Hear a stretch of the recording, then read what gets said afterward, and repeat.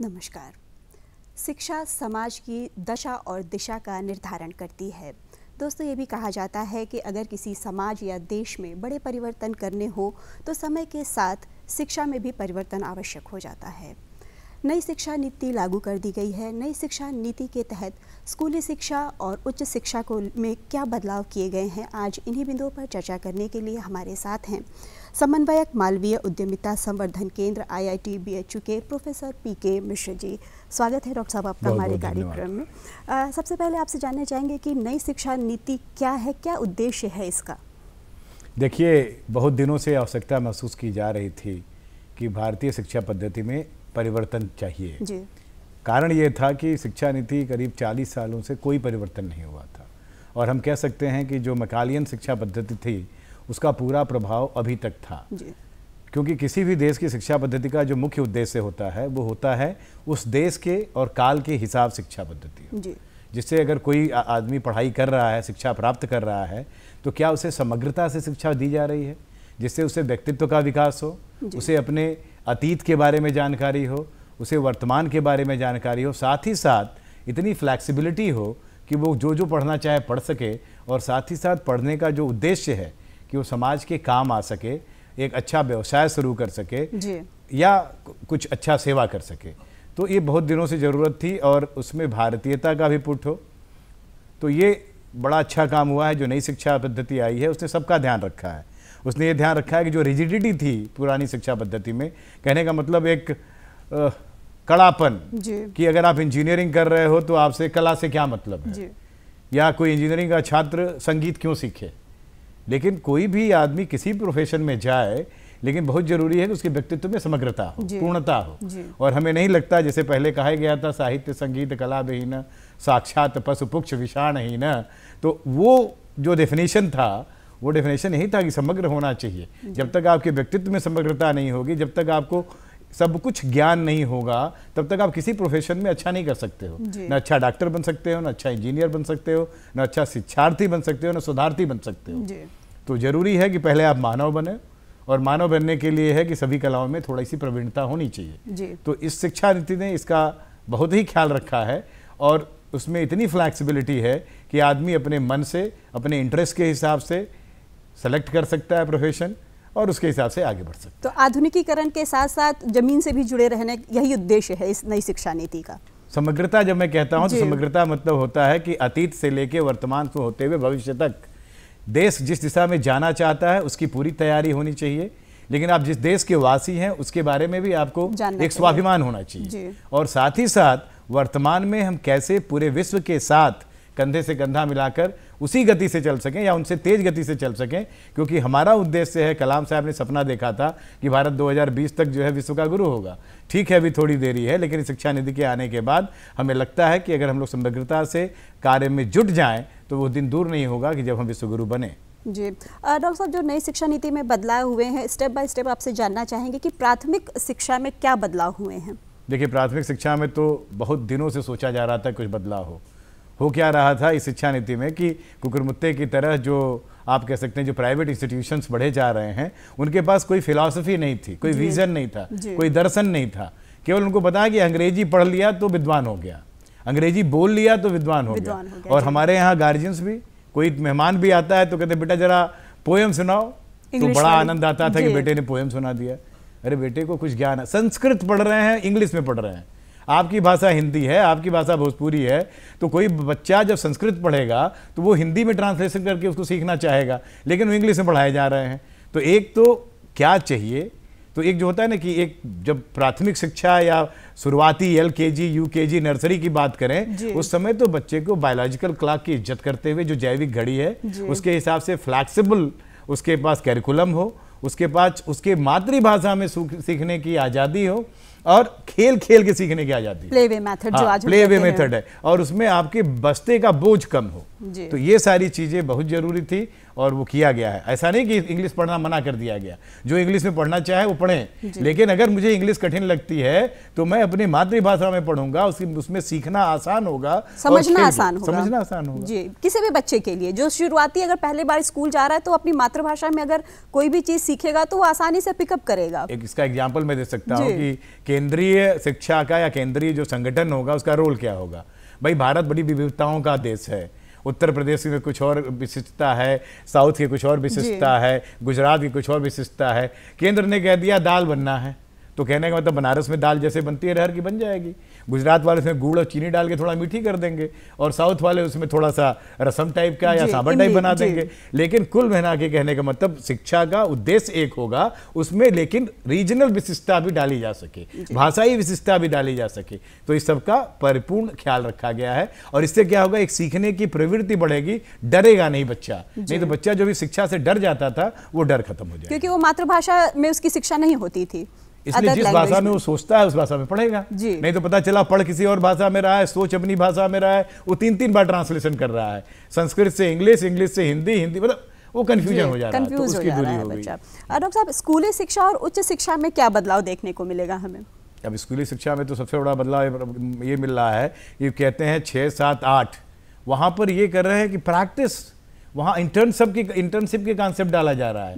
कितनी अच्छी बात हो रही है कि अगर किसी बच्चे को 6th क्लास में कहा जाए कि यार आप ट्राई करो, देखो ये बढ़ईगिरी का काम कैसा लगता है, सिंपल सी बात, कारपेंटरी, या इलेक्ट्रीशियन का काम कैसा लगता है, या मिट्टी जो कुम्हार जो मिट्टी से बर्तन बनाता है वो करके देखो कैसा लगता है।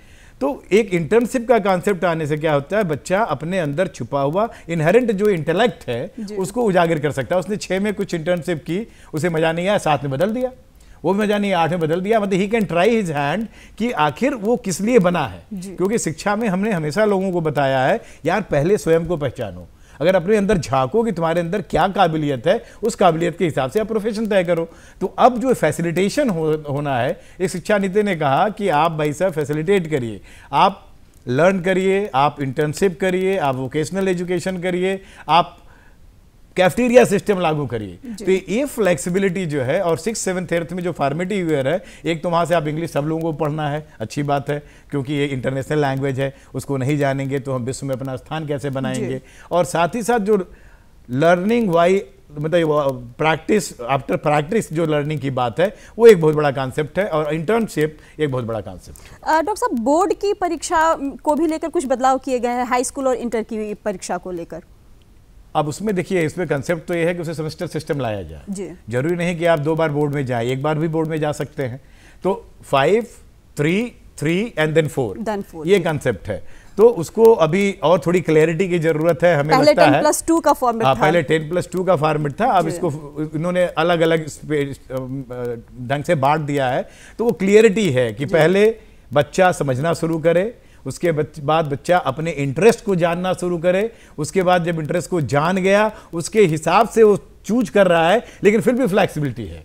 ऐसा नहीं कि वो कला वर्ग में चला गया, विज्ञान वर्ग में चला गया, या कॉमर्स वर्ग में चला गया। अभी भी है, वो कॉमर्स पढ़ रहा है लेकिन उसे लगता है कि नहीं एक कोर्स में बायोलॉजी पढ़ना है, पढ़ेगा। वो मैथमेटिक्स पढ़ रहा है लेकिन उसे लगता है उसे संगीत पढ़ना है, तो पढ़ेगा। तो एक तो सबसे बड़ी ये चेंजेस आई हैं कि आपको अपने हिसाब से, और जो आपने अब तय कर लिया कि हम उस दिशा में जा रहे हैं, उसमें जो ज्ञान चाहिए उसके साथ साथ अपने व्यक्तित्व को निखारने के लिए कोई एडिशनल चीज आप पढ़ना चाहें तो उसको भी पढ़ सकते हैं। तो स्कूल एजुकेशन में अभी तक इम्पैक्ट ये रहेगा कि आप अपने व्यक्तित्व के निर्माण के साथ एक दिशा लेने में सक्षम होंगे, और वो दिशा किसी से आरोपित नहीं है, वो न टीचर्स ने बताया है, ना आपके माँ बाप ने आप पे आरोपित किया है। अभी क्या होता था, मेरे पिताजी ने समझा मुझे मेरे बेटे को इंजीनियर बनना है, चल बेटा इंजीनियरिंग पढ़ लो। तो अब वो जरूरी नहीं है, आप तब तक अपने को टेस्ट कर लोगे और जान जाओगे कि क्या पढ़ना है। ये अच्छी बात हो गई।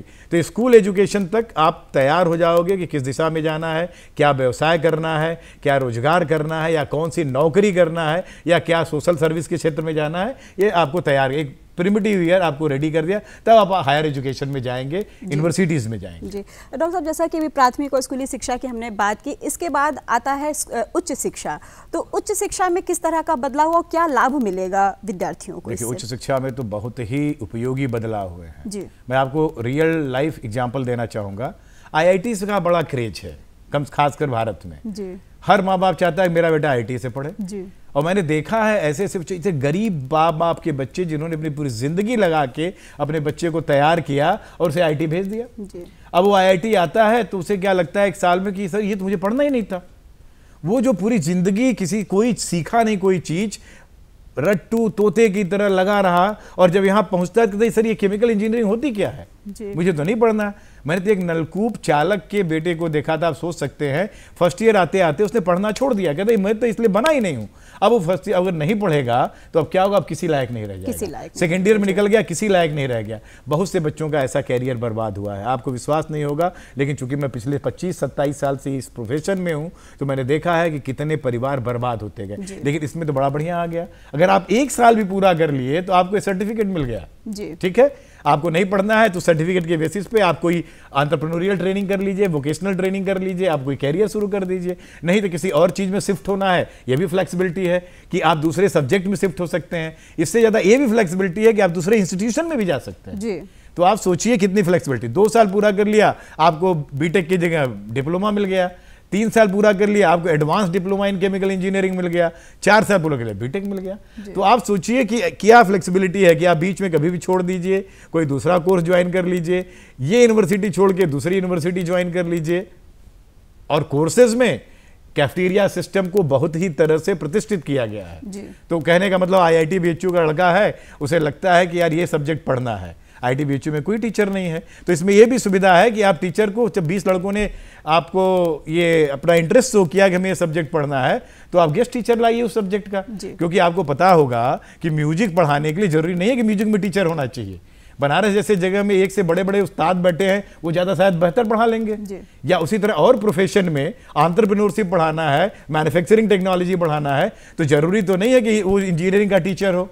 अगर वो किसी इंडस्ट्री में काम कर रहा हो, किसी को माइनिंग पढ़ाना हो, NCL सिंगरौली से इतने बड़े बड़े इंजीनियर हैं जिनके पास इतना एक्सपीरियंस है, वो गेस्ट टीचर के रूप में क्लास लेंगे। और कोरोना ने तो इसको और अच्छी तरह से फैसिलिटेट कर दिया कि आप अपने घर बैठा के अमेरिका पढ़ा सकते हो। तो जरूरी नहीं है कि वो IIT पढ़ाने आए या BHU पढ़ाने आए या हरिश्चंद्र पढ़ाने आए, वो सिंगरौली कैंपस में बैठे हैं, वहीं से क्लास ले रहे हैं। और अब बल्कि तो हमने तो इसकी शुरुआत भी कर दी है, सिस्को और नेस्कॉम के साथ मिलकर हम लोग एक प्लेटफॉर्म विकसित कर रहे हैं कि IIT वाले यहीं बैठ के वहाँ सिंगरौली को ट्रेनिंग कर दें, सिंगरौली वाले वहाँ बैठ के हमारे बच्चों को ट्रेनिंग कर दें। तो एक नई दिशा है और इसका स्वागत करना होगा। बहुत ही अच्छी शिक्षा नीति हमारी, शिक्षा में पूरी फ्लेक्सिबिलिटी दिखाई पड़ रही है, कहीं किसी भी विद्यार्थी को कोई दिक्कत नहीं इसमें आएगी। डॉक्टर साहब, क्या इसमें अध्यापकों को प्रशिक्षण भी दिया जाएगा इस नई शिक्षा नीति के तहत, अगर जो बदलाव हुए हैं? शिक्षा नीति में तो हमेशा से रहा है कि अध्यापकों का प्रशिक्षण होना चाहिए। क्वालिटी इंप्रूवमेंट प्रोग्राम पहले भी चलते थे कि आप अपने से रिलेटेड किसी उच्च शिक्षा संस्थान में जाएं, वहाँ से अपने से अनुभवी अध्यापकों से आप शिक्षा प्राप्त करें, या नई नई टेक्नोलॉजी को कैसे अडॉप्ट करें उसके लिए आप पढ़ें। लेकिन अब इस पे जोर ज़्यादा होगा। नई शिक्षा नीति कहती है कि हम अध्यापकों को वो सारी फैसिलिटी देंगे कि एक one of the most select एक तरह से प्रोफेशन बन जाए। अब लोग सपना देखना चाहेंगे कि हम अच्छे इंस्टीट्यूशन में अध्यापक बने। पिछले 10 साल में इंप्रूवमेंट हुआ, 6वें शिक्षा जो आप कह सकते हैं जो आयोग आया, वेतन आयोग, उसके बाद लोगों को शिक्षा की तरफ इंटरेस्ट जगा था। खासकर IIT में टीचर्स बनने के लिए तो एक तरह से ड्रीम होना शुरू हो गया था। लेकिन नई शिक्षा नीति में आने के बाद कैसे शिक्षकों को और ज़्यादा प्रशिक्षित किया जाए, कैसे वो बेहतर कार्य कर पाएँ, उनको कैसे बेहतर एटमॉस्फियर दिया जाए, तो ये सारे पर बहुत ज़्यादा ध्यान दिया जाएगा। और मुझे लगता है कि इसके कारण हम शायद, और ये इसलिए किया जा रहा है कि ग्लोबल कंपटीशन है, क्योंकि अब जो हम वर्ल्ड के टॉप 100 इंस्टीट्यूशंस को भी इनवाइट कर रहे हैं कि आप आइए यहाँ कैंपस खोलिए। तो जो प्राइवेटाइजेशन से हम डरते थे कि भाई गवर्नमेंट इंस्टीट्यूशन कितना ज़्यादा कंपीट करेगा, गवर्नमेंट इंस्टीट्यूशन जरूर कंपीट करेगा अगर उसे कंपटीशन हो। तो जब 100 टॉप इंस्टीट्यूशन यहाँ आएंगे तो उनके अध्यापकों से कंपीट करने के लिए यहाँ के अध्यापकों को भी तैयार करना पड़ेगा। तो हमें वो सारी tools and techniques and trainings and experience and you can say कि एक तरह से एक्सपोजर देना होगा, जिससे हमारे शिक्षक भी वर्ल्ड क्लास बन सके और हम शिक्षा में ग्लोबली compete कर सके। तो ये इसमें नीति के तहत ये है कि प्रशिक्षण दिया जाएगा प्रशिक्षण पे बहुत ज्यादा जोर दिया जाएगा। जी डॉक्टर साहब, रिसर्च स्कॉलर्स को इससे क्या फायदा होगा, क्या बदलाव हुआ है इसमें? देखिए, शिक्षा का जो सबसे बड़ा जरूरी प्रयोग है उच्च शिक्षा का, खासकर आप जहाँ तक ग्रेजुएशन तक भी अगर मान लें, वहाँ तक तो इसलिए किया जाता है कि आदमी एक रोजगार शुरू कर सके या नौकरी कर सके। लेकिन आप पोस्ट ग्रेजुएशन ऑनवर्ड जब जाते हैं तो इसका मतलब आप देश के अनुसंधान में सहायक बनना चाहते हैं। और अगर देश के अनुसंधान में सहायक बनना चाहते हैं तो हमारा अनुसंधान का सेटअप जबरदस्त होना चाहिए।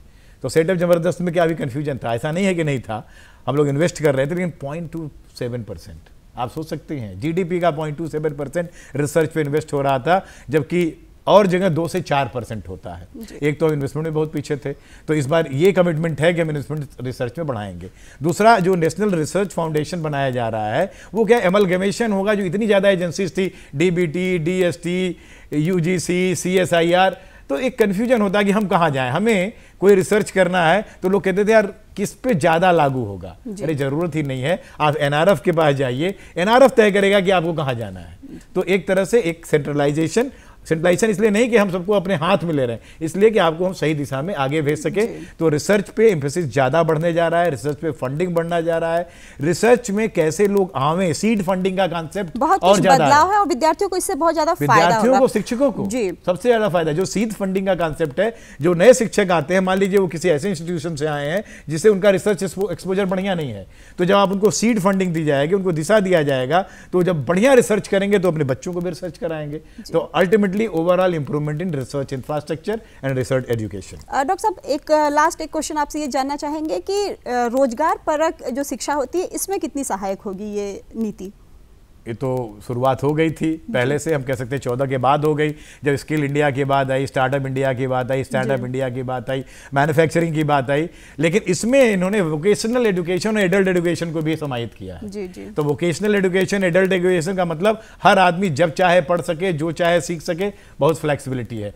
थोड़ी सी कमी हमारे हिसाब से रह गई, इनको एंटरप्रेन्योरशिप को एक अलग हेडिंग देना चाहिए था। NAP में 2020 में एंटरप्रेन्योरशिप को अलग से हेडिंग नहीं दिया गया, तो मेरे जैसा आदमी पूरी तरह संतुष्ट नहीं है। उसे चाहता था कि एक अलग से क्लॉज होना चाहिए था उद्यमिता पर, तो वो हुआ नहीं है, लेकिन हमें लग रहा है उस दिशा में हम आगे बढ़ रहे हैं। और शिक्षा का जो ये तरीका है वो रोजगार को बढ़ावा देने वाला है, नौकरी की जगह रोजगार बढ़ाने वाला। मतलब we are creating the person who will be providing opportunities to others। वो नौकरी जाएंगे, जॉब सीकर नहीं होंगे, जॉब प्रोवाइडर ज़्यादा होंगे इस शिक्षा। जी डॉक्टर साहब, जो नई शिक्षा नीति में बदलाव हुए हैं, हम सबको एकजुट होकर संकल्पबद्ध होना पड़ेगा, तभी हम एक नए युग की तरफ बढ़ सकेंगे। और जो भी बदलाव हुए हैं वो विद्यार्थियों और शिक्षकों सभी के लिए लाभप्रद हैं। आपने इतने अच्छे बिंदुओं पर चर्चा की और हमारे दर्शकों को इतनी अच्छी जानकारी दी, आपका बहुत बहुत धन्यवाद।